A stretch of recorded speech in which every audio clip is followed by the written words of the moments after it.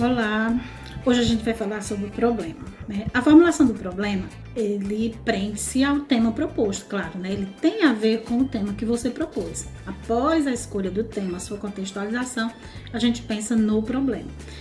Esse problema, né, ele vai esclarecer a dificuldade, qual a dificuldade específica que você tem, né, quando você está se defrontando com a sua pesquisa, né, por intermédio da sua pesquisa. Ou seja, o que o problema esclarece? O que, né? Que é que você vai pesquisar, né? Por que você, o que você pretende, na verdade, o que você pretende esclarecer, né? Então, para ser válido, né? Para ser cientificamente válido, um problema ele deve ser enunciado em forma de pergunta. Fica mais fácil. É obrigatório? Não, não é obrigatório não.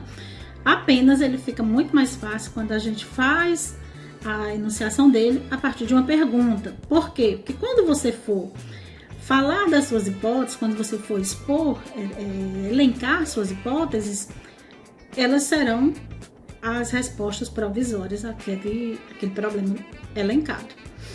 Ele precisa ser obrigatoriamente, precisa ser claro, preciso, ele precisa ser empírico e ele precisa ser passível de uma solução, né? Ele não pode ser algo, eu quero, meu problema é, sei lá, ir à Lua, né? Como que eu faço para ir à Lua? Não é um problema passível de solução, visto que eu não tenho uma nave, né? Não tenho como ir.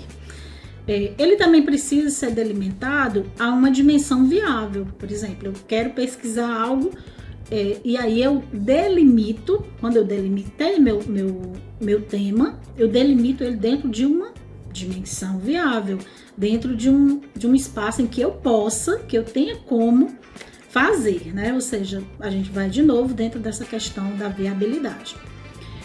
E aí é preciso observar que esse problema, ele precisa ser, né, só corroborando o que foi dito agora há pouco, ter viabilidade, ter relevância, né, não pode ser uma coisa qualquer, é preciso que ele seja inédito, ou seja, tenha novidade, é preciso que ele seja execuível, que dê para se executar, e é preciso que ele tenha oportunidade, que se dê oportunidade de se fazer. Então, no exemplo, de um problema, quais as interferências socioculturais das mulheres negras ativas em grupos sociais do Cariri cearense para a construção social do conhecimento. Veja que esse exemplo que eu estou botando, ele segue a linha do que eu venho apresentando, né? Então, o meu problema é quais as interferências socioculturais das mulheres negras ativas em movimentos sociais do Cariri cearense para a construção social do conhecimento.